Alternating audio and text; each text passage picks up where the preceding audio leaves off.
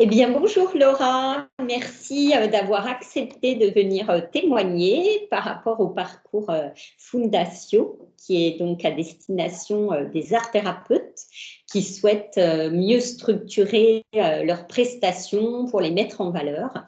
Donc, un parcours sur 3 mois que tu as maintenant terminé. Est-ce que tu veux bien tout d'abord te présenter, nous dire un petit peu qui tu es et ce que tu fais pour qu'on sache un petit peu mieux qui tu es? Alors bonjour Sandrine et Bonjour. bonjour aux auditeurs, aux auditrices. Je suis Laura Campagnet, je suis art thérapeute et je travaille sur le mot qui me vient, c'est le mot restauration de la relation entre la femme et son corps. Donc je travaille surtout, essentiellement, avec des femmes, de façon à ce qu'elles se sentent bien dans le corps qu'elles ont. À partir du moment où on accepte quelque chose, il est plus facile de pouvoir le transformer dans la mesure où c'est possible. Quand ce sont des personnes qui ont été opérées, qui ont des cicatrices, là, il n'y a pas de transformation possible. C'est comment apprivoiser cette nouveauté, comment vivre avec au mieux possible pour se sentir malgré tout bien, euh, belle telle que l'on est, se sentir belle.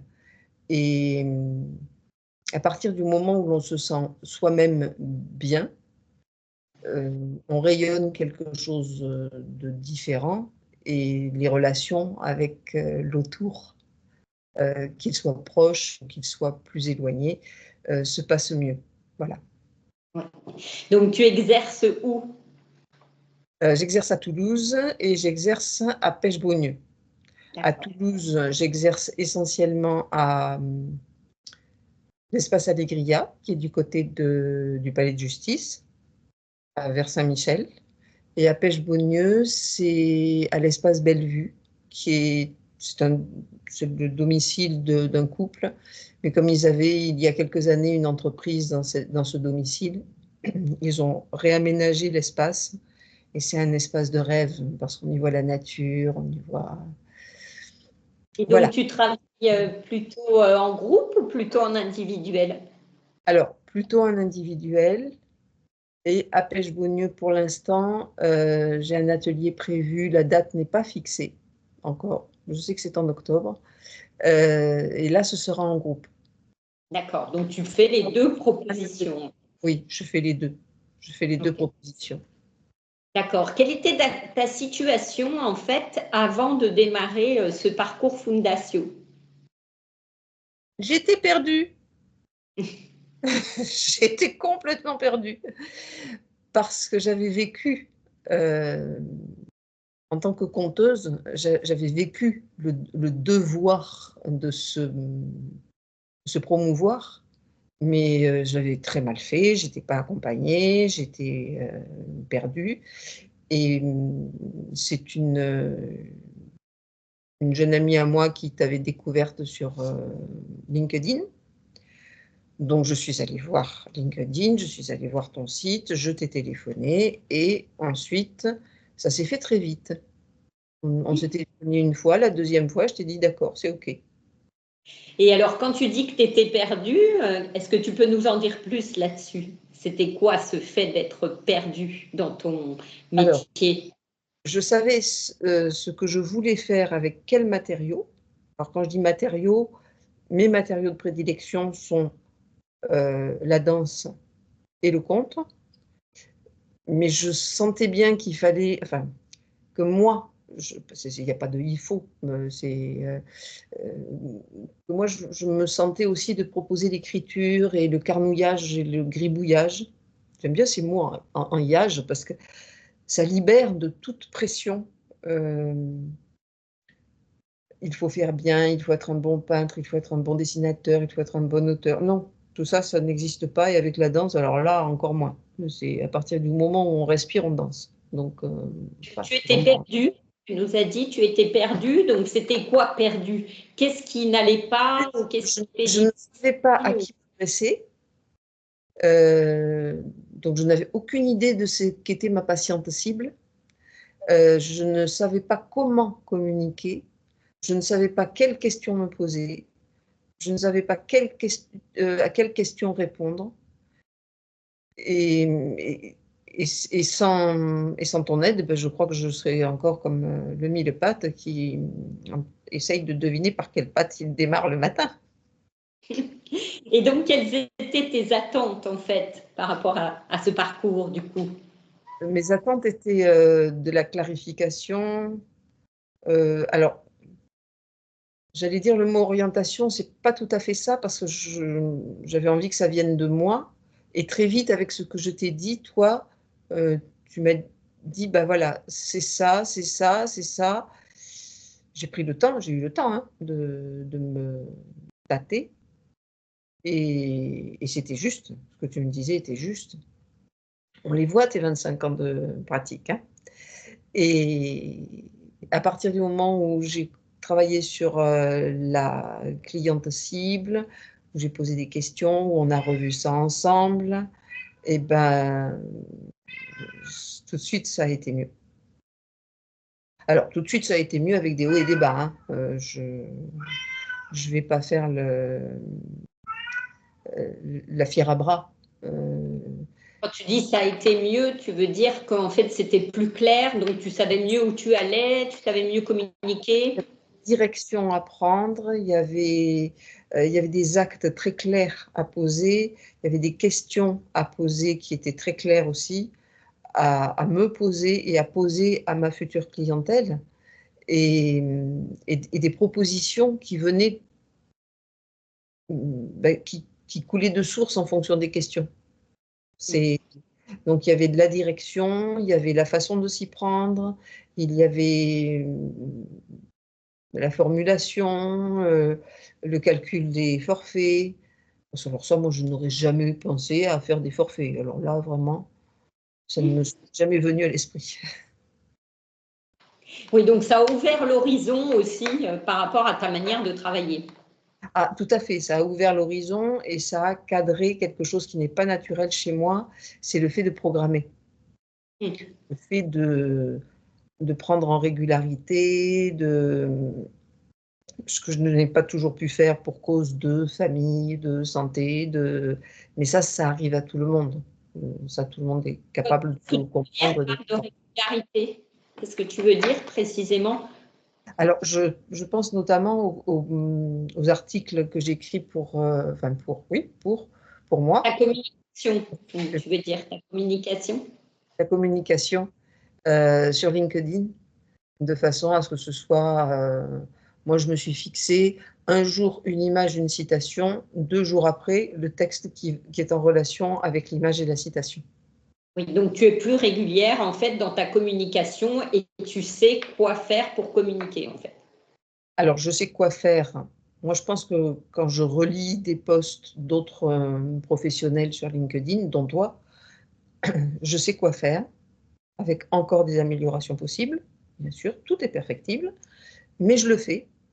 Et en plus, une certaine Sandrine Sanchez, une espèce de petit lutin facétieux, m'a dit: mais tu sais que tu peux programmer aussi.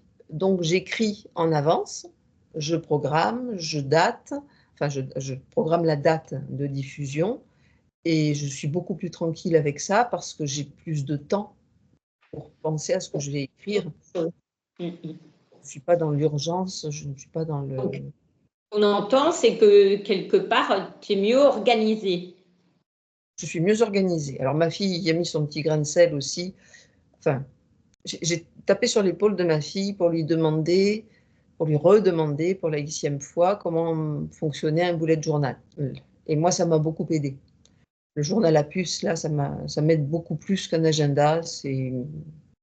Parce qu'un agenda, qu'il soit papier ou que ce soit sur mon téléphone portable, je pense à le regarder ou pas. Alors que le bullet journal, Tu veux il dire y a, que tu as trouvé des outils en fait qui te voilà, correspondent. Mm. j'ai Et trouvé alors, des est-ce outils que, d'organisation. est-ce que tu pourrais nous dire pourquoi est-ce que tu as choisi de travailler avec moi spécifiquement? Alors déjà 25 ans d'expérience, ça le fait, hein, ça influence. Ensuite, bah, Oui, le fait que toi, tu disais bien que tu avais connu la même situation. Et là, je me suis dit, bon, c'est pas quelqu'un qui n'est que dans la théorie, c'est quelqu'un qui est dans une pratique et qui a connu ces, ces écueils. Et ensuite, je sais pas, physiquement, tu m'as inspiré confiance. Mm. Et comment tu as fait pour trouver l'argent pour payer Alors, ce cours? je savais que je ne l'avais pas. Par contre, comme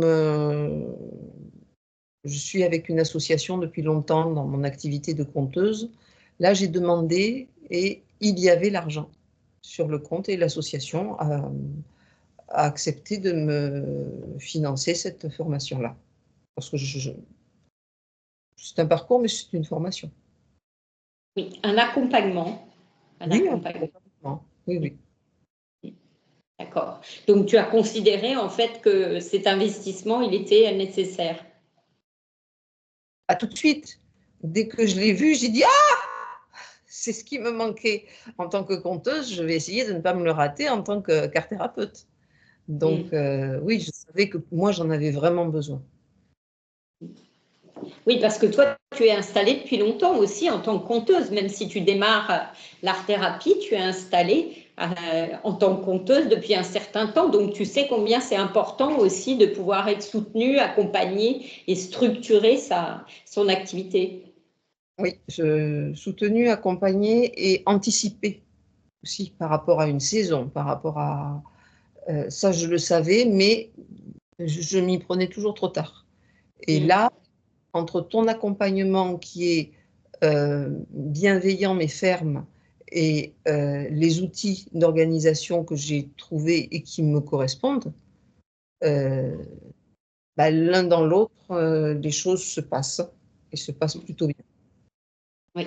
Ben justement, qu'est-ce que tu pourrais dire des résultats que tu as obtenus avec ce parcours?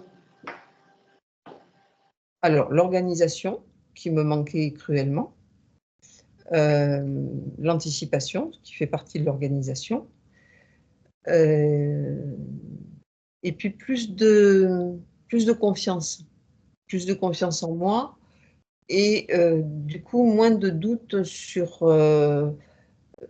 les fameuses questions de légitimité, oui, mais qui je suis moi pour, ben, je suis moi. Voilà, je suis moi et j'ai de l'expérience et avant d'être conteuse et en étant conteuse, j'ai aussi enseigné la danse et même si ça n'a rien à voir, l'enseignement de la danse avec l'art-thérapie, je sais ce que c'est qu'un rapport avec quelqu'un d'autre. Et toute cette confiance-là, elle est venue au fil de nos échanges. Donc, ça m'a amené tout ça. Et puis, ça y est, hein, mes cartes de visite et mes flyers sont distribués. Comme nous sommes en été, je pense que les retours, je les aurai plutôt à partir de la mi-septembre, parce que certaines personnes ont des enfants, mais il est possible qu'il en vienne en été. Moi, là, j'ai les Oui, bras grands tu as, ouverts, hein. Je ne tu as vais pas. semé, Voilà, tu verras quand est-ce que ça pousse. exactement. Oui. Et tu dirais alors que le plus grand changement que tu as vécu avec ce parcours, c'est quoi? Si tu devais en pointer un spécifiquement. Hmm. Alors, me connaissant, je vais pointer l'organisation. D'accord. Une meilleure organisation. Meilleure organisation et plus de, alors plus, oui, un ciblage précis de la clientèle et de ce que j'ai envie et peux me proposer. Tout à Et ça, fait. Et ça a été important, ce changement. c'est essentiel pour moi. Oui, oui, quand on est dans le flou dans lequel j'étais, ça fait du bien. Oui. Ça repose. Ça remet de la clarté. Ça remet de la clarté et ça repose à l'intérieur parce qu'on n'est plus en mode qu'est-ce que je fais, où je vais, on n'est plus sur le Titanic. Oui, c'est On vrai. est sur un Et alors, bateau qui, qui, qui avance. oui. Et alors, que dirais-tu aux femmes qui hésitent à travailler avec moi? Eh ben, qu'elles ont bien tort. Euh, parce que c'est un accompagnement de base. Enfin, quand je dis de base, ça n'a rien de péjoratif, hein. C'est vraiment, si je commence à construire ma maison par le toit, elle ne va pas tenir. Mm. Donc, c'est un accompagnement essentiel Mm. et dont il est dommage de se priver. Ok. Est-ce que tu aurais un petit mot de la fin Un petit pour mot de la conclure? fin.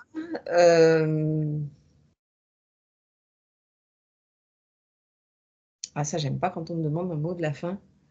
Tu n'es pas obligée, Laura. Le mot de la fin, c'est une citation de Vincent Van Gogh. Il n'y Oui, a rien de plus artistique que d'aimer les gens. d'accord. Ce sera ton mot de conclusion. Oui, Bon. Bon, en tous les cas, je te remercie, Laura, c'est à pour toi. ce témoignage. Et puis, je te souhaite bon vent pour la suite. Oui, merci beaucoup à toi. À bientôt. À Au bientôt. revoir. Au revoir.